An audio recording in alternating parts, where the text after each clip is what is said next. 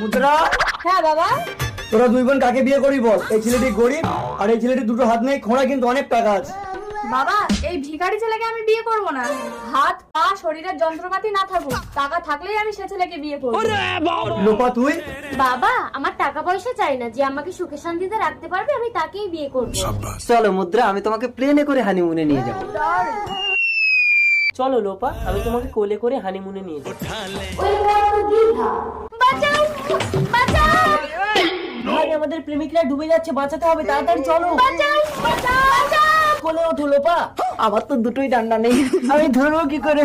মুদ্রা ওঠো। ভাই কি আছিস? ছুটে আয়, আমার মুদ্রাকে বাঁচা।